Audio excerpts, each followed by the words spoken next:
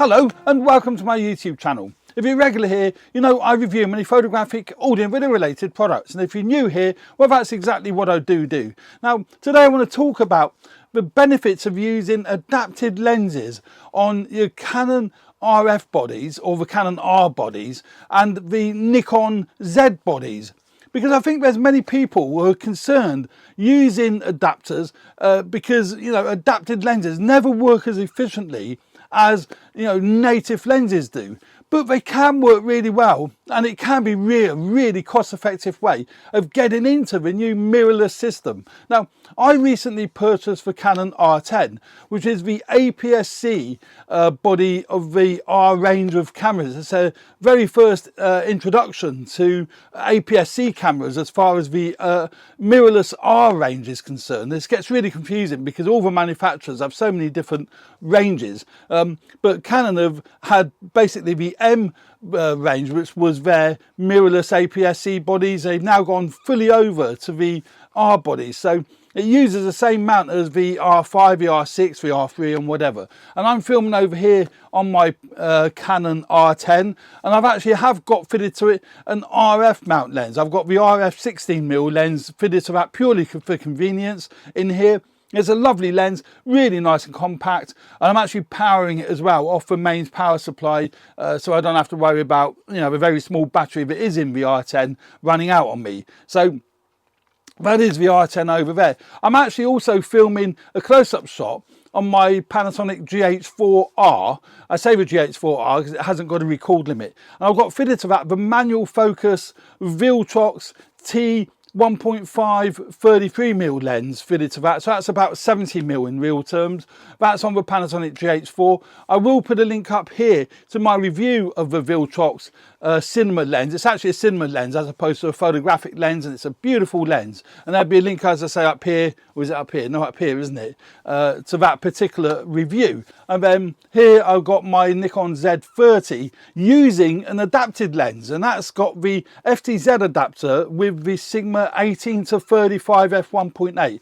Gorgeous lens, one of my favorite lenses. I would normally use the Canon version, but I sold that and I got the Nikon version. I've got it fitted to my Z30. A really heavy lens, but great in the studio here. Now, adapted lenses, I mean, that's living proof actually that the Sigma 18 to 35 is an old lens. It's adapted and it's working beautiful on my Z30. So, you know, don't be afraid of using adapted lenses. Now on my Canon R10, I don't have a great deal of native RF lenses. In fact, I've only got two, which is the 50mm f1.8 and the 16mm that I've got fitted to it. But I use the Canon EF to RF adapter that came with the actual R10, and I use this adapter because it works wonderful. I've got it actually fitted to my Sigma 17 to 70. Now this adapter, it's a very nice adapter,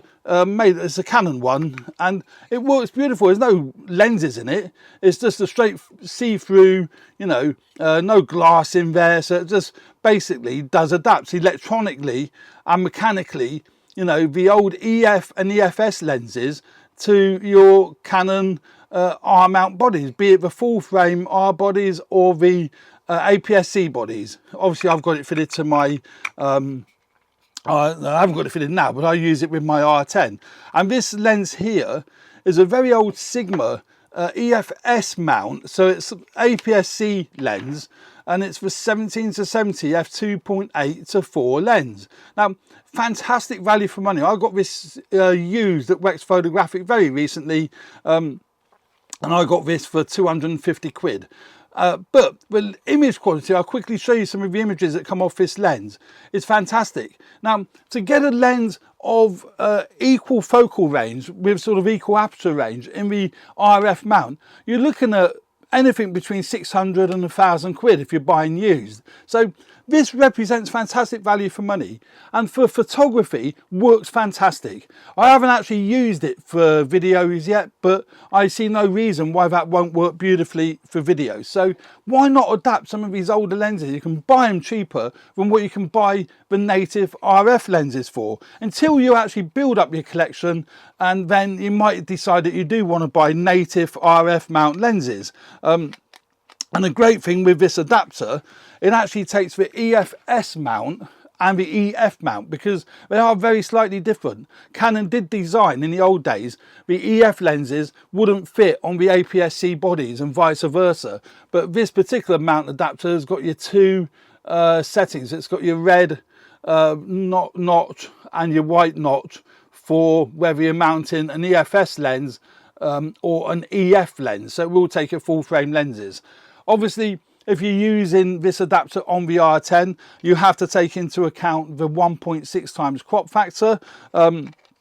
But that's not, that's not an issue, and you don't have to be too concerned about that. It just means that you can't get extreme wide angles. But that would be 17 mil, so times that by 1.6, that's whatever that is in full frame terms, and produces great results. Another fantastic lens, really cheap to buy, 250 quid or so used, is the Canon 10-18.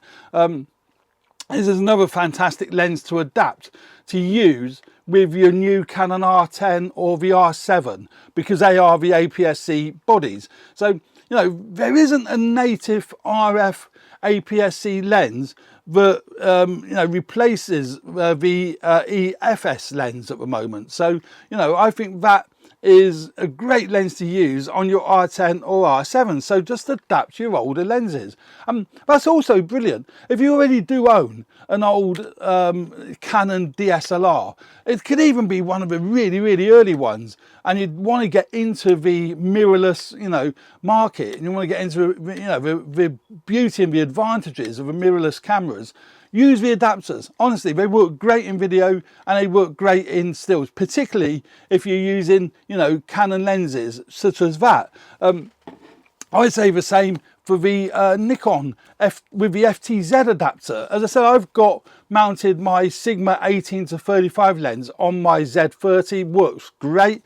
But you can adapt so many cheap lenses. I've got the Nikon 10-20 lens here. It's an AP 10-20 lens here. And that was 300 quid, I think. And that works beautiful on the Z30 using the FTZ adapter. So again, you don't need to buy expensive glass, initially with the Nikon Z mount or the Canon, RF mount. And that's, awesome. It's a great way of getting into the mirrorless market. Buy your mirrorless body, be it a Canon, even the Sony E-mount. When you look at the Sony ZV-E10, fantastic camera. I've got one somewhere. Yeah, here it is. The Sony ZV-E10. Really, actually, I thought it was a ZV-1 for a minute. The ZV-E10, really, really compact body, but using the Sigma MC11 adapter, you can adapt Canon lenses to work fantastically on the E-mount system. So again, with most of these mirrorless bodies, you can adapt lenses to use with them. So, and they work beautiful. I know they're not going to be, some lenses won't be as fast as a native lens. You always are better off using a native lens wherever you can. I'm not saying that these adapted lenses will replace, an RF lens, or in the case of Nikon, a Z mount lens, or even in the case of Sony's, but it gets you by and they work fine. So if you're doing sports, you're doing wildlife, you probably would want to use a native mount lenses, because the autofocus is that much quicker if you're using, using a native lens. But if you're doing stuff like this, you're doing YouTube production, you're doing interviews, you're doing just, standard photography. When I say standard, I mean you're doing, family photography and this sort of thing, then an adapted lens works beautiful. I've been out and about, you see some of the photographs here. I'll go through a few now. These are not sports photographs or, wildlife or anything like that. But I'm not going to, I haven't actually picked any out particularly, but you know, this is on the Sigma 17-70, adapted to use with the Canon R10. And you know, they work, it's a beautiful lens. You've got a lovely bokeh, the sharpness is great, you know, you'll have no problem with using adapted lenses. Clarity is really good when the computer loads it. There's the focus point, look at that, beautiful. Colours are good, you know, everything just works as it should. Don't have any issues with, you know, using adapted lenses, so don't be concerned about using adapted lenses. What I will do, and I would suggest that you look at the that's a yucky old building. Yeah, what I would suggest you do is take a look at these images on my Flickr page. I'll leave a link in the description to my Flickr page. I'm not going to bother going through them in detail here because it's completely pointless, mainly because of the YouTube compression, and there's too many really to go through. Yeah, have a look at them on my Flickr page. I'll leave a description, and I'll leave some images using adapted lenses, the 17-70, the Canon 10-18 I've used. On the Nikon I've used the 10-20 a lot of times, so I'll leave those images on my Flickr page. Take a look at them there. So there we go. It's just a really quick video to say don't be afraid of using adapted lenses on your new mirrorless bodies until you can buy native either RF lenses or Z mount lenses, or in the case of Sony, E mount lenses, whatever it might be. And certainly with Panasonic, I mean, there's all sorts of adapters you can buy to adapt all sorts of lenses to Panasonic Micro Four Thirds bodies. I mean, I'm using a native lens, it's manual focus, but I am using a native lens on my GH4 at the moment. But you can adapt loads and loads of vintage lenses on all of these bodies if you're prepared and happy to use manual focus, and you get fantastic results. And they're cheap. The adapter's 20-30 quid if you don't need electronic transmission and you just want to use manual focus. So it's a really, really exciting opportunity with mirrorless bodies. And as I say, and I'm using a manual focus lens. I'm pretty happy that that's in focus. I'm using a video transmitter that's going to my iPad, an app on my iPad, and you can see there that I'm using my iPad just to check the focus, and you know, I'm really thinking that's a great way of doing it. Really, I'm really enjoying doing it that way. It's lovely. So you know, there we go. Certainly, as I do all this sort of thing, it's not going to hunt, because with Panasonic bodies, the focus does tend to hunt, being that they use contrast detect autofocus, or depth from defocus, Panasonic call it. But there we go. Yeah, I hope you found that useful. Please subscribe to my channel if you haven't already done so. Don't forget to take a look at me images on Flickr. That would be really good. And leave any comments in this video. If you've got any comments to say about using adapted lenses on, you know, your mirrorless cameras. I mean, it's a great idea. I'd highly recommend it to anyone. Although there is one caveat to it. If you do need autofocus, do try to check that the lens you're buying will work perfectly on your mirrorless cameras. As an example, I did buy cheap, that's why I haven't sent it back, can't get it. I bought the DG full frame Sigma, what is it, 17-35. I got fitted to my old Nikon D300. This weighs a ton, this camera, this D300, but I still love it. Don't go out using it, mind you, because it's too heavy. But I did buy this Sigma 17-35 DG lens because it's such a nice lens for use on my Nikon, but the autofocus doesn't seem to work at all.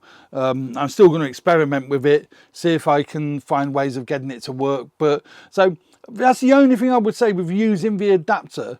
If you're buying native lenses, for example, if you're buying Canon EF or EFS lenses to fit on your Canon R10, R7, R6, whatever, they should work absolutely fine. I don't think you're going to have any issues if you're using a Canon lens. Likewise with a Nikon Z30, if you're using a Nikon lens, f-mount lens on your Z30 with the adapter, should work fine. And but if you're using a third-party brand, be it Tamron or Sigma, do somehow check if that lens will work on with the adapter, because this lens doesn't. So well, the autofocus doesn't work. Manual focus is fine, but the autofocus doesn't work.